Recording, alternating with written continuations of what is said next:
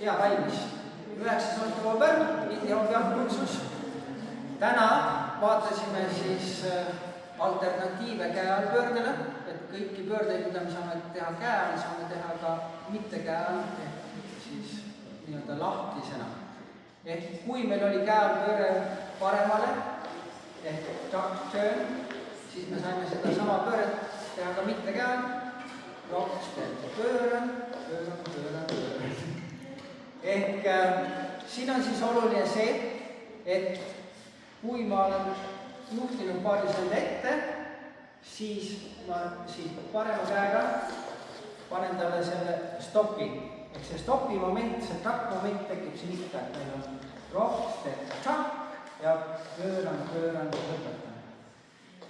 Ja seda saad siis tõesti kasutada näiteks olukordades, kus järgi on sinust pikem või ei pea ka seda olema, et see on tegelikult väga mõnus pööre, ainult oluline on siis see, et kui see pööre lõpeb, siis järgi hoiab oma käe saadaval, et ma saaksin ta siit uuesti kinni püüda.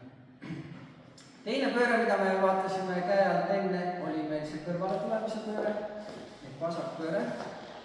Et täpselt seda sama pööret saab teha mitte käe alt, meil on roks ja pööre,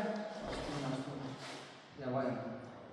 Ehk jällegi selle vahetult rockstepi järel ma annan selle tõmbe ja pöörde korraga, pööre, püüan ta kinni ja lõpetan kõrvuti.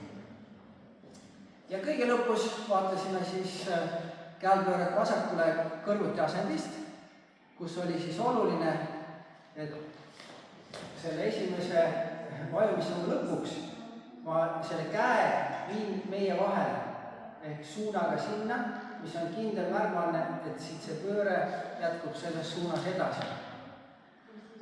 Nii et juhi vastutus on see, et see suund juba vajumissammu lõpus kätte anda ja kokku see tuleb selline ühtlane pööre vasakule, rock, step, vajun, pööran, vajun. Nii et rock stepi all on üks suund ja siit edasi on ainult kogu aeg üks pikk vasak pööre, mis lõpeb siis vastamise asendis.